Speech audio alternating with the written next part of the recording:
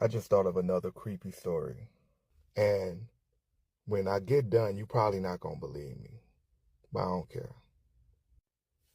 This happened like in the early, maybe the late 1900s, early 2000s, right when the internet was starting to gain traction. And I would end up in certain chat rooms where people would just be talking. So somehow, some way, I ended up in a chat room where I'm just reading a thread. Because, in the chat room, like, or in a forum or a message board, people will have messages about certain things, and you can go in and read it. It'll be archived. So you can read the conversation as it's happening. So I'm reading the conversation where this group of people was talking about they were going to start like a conspiracy. And they were doing it on purpose because they wanted to prove how easy it is to mislead people. And they was doing it for the lulz, like for a joke. It was going to be a form of entertainment for them. So they were like, they were going to make up a theory, a conspiracy theory, and see how many people they could get to believe it. Because the theory was if they got enough people to believe it, then it would take on a life of its own. And they could just sit back and enjoy the show.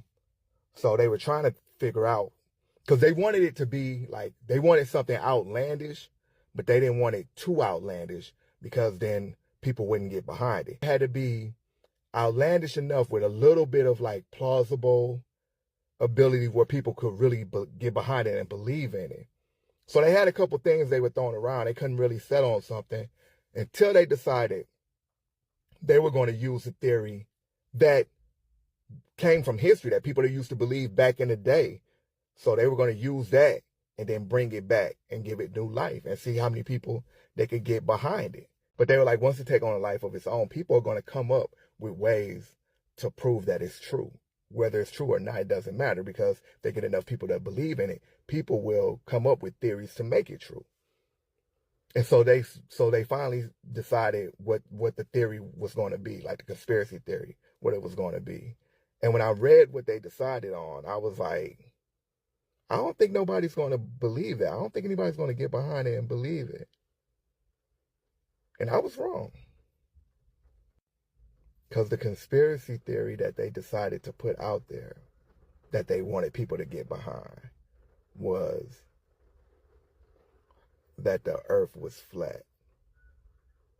And it sounded absurd way back then. But I look around now,